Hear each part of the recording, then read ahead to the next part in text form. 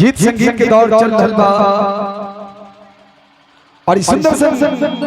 गीत संगीत के दौर में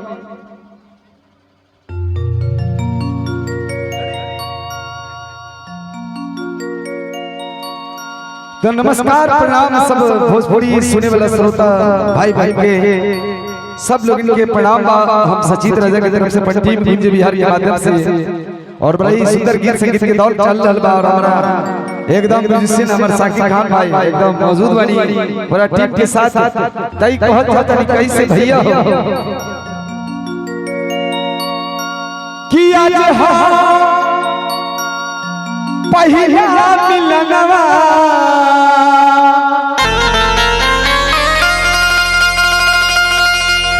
कि मिलले सजनी के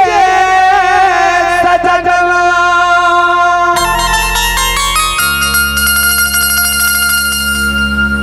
कि हमार रंग रंग गुलाब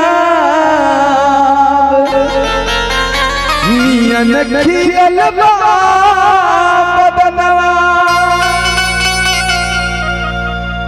कि सुनी सुनी भगवान ये जन बिहान होके दी आय हाय कि सुनी सुनी भगवान कि जन बिहान होके दी कि आज राजा जी के कोरवे में जवान होके दी आज राजा जी के कोरवे में जवान होके दी कि आज पहिला मिलनवा मिलल सजनी के सजनवा अरे जिया कि हमार रंग गुलाब नियन खिलल बा बदनवा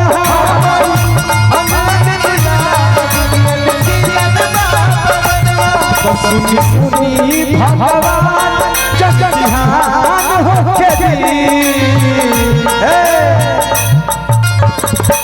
तो सुनी सुनी भगवान जन बिहान होके दी आज राजा जी के कोरवे में जवान होके दी आज राजा जी के कोरवे में जवान होके दी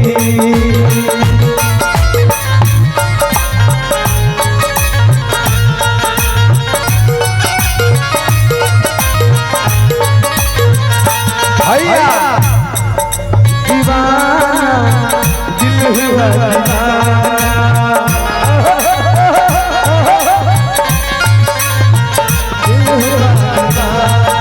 दीवाना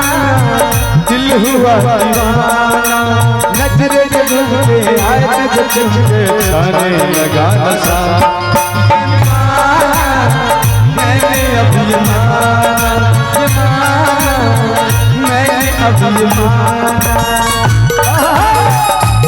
अरे जिया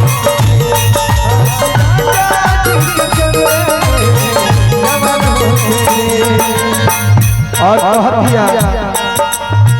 राजा जी के उठावा से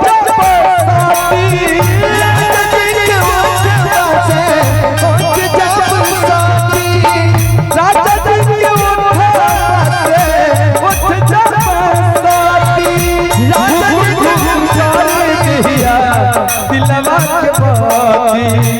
फुफुर फुफुर कोरी कमर दिलवा के बाती गिरा घर लबके करिया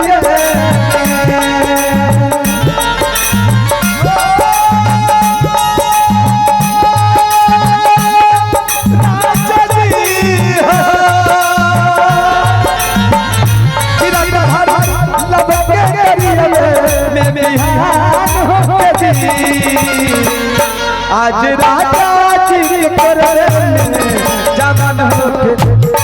आज राजा जी के कोरवे में जवान होके दी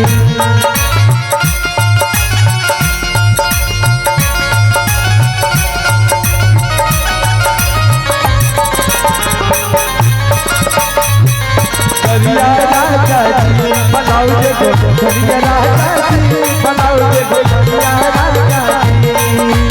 अब तारे करिया अब तारे करिया चाचा की हाथ बदलिया सुंदर सरिया राजा जी बनाओ रे गोरिया राजा जी सुंदर सरिया राजा जी बनाओ रे गोरिया राजा जी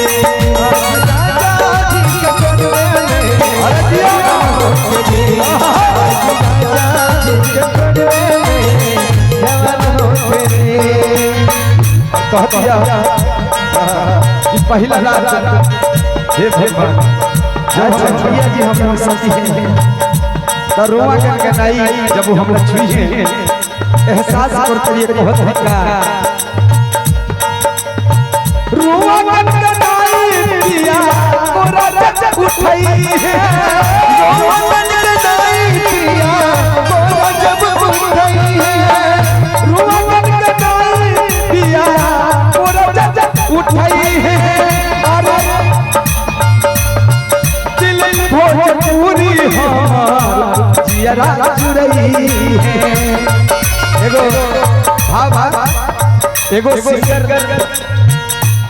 एगो सिंगर के सच पूछी तो दुल्हवा ई सब भाई देखा ये ढोलक ये ऑर्गेन पैड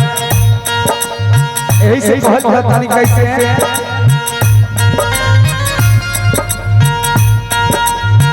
रोमा कट पिया मोरा जब उठाई है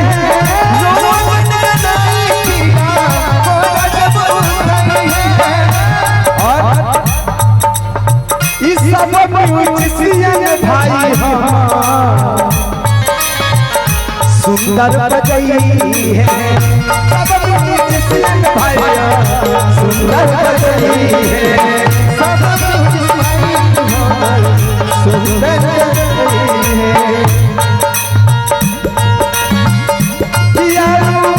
सचित राजा के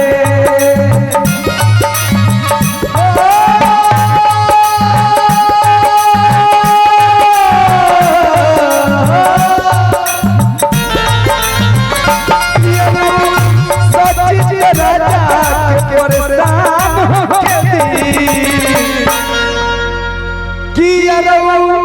सचित राजा के परेशान होके कि आज राजा जी को जवान होके आज राजा जी को जवान होके पहला मिलल सजनी के सजना आज पहला मिलल सजनी के सजना हमार के गुलाब में खिलल बदन हमार अनन गुलाब में खिलल बदन सुनी सुनी भगवान जग बिहान होके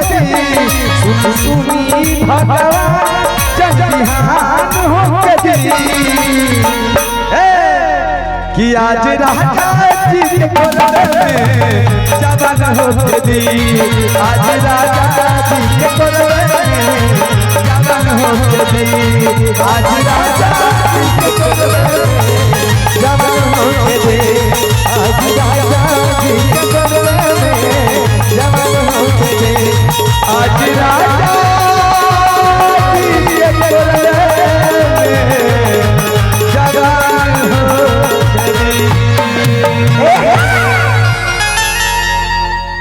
क्या बात है लव यू बहुत बहुत धन्यवाद और लेते हैं छोटा सा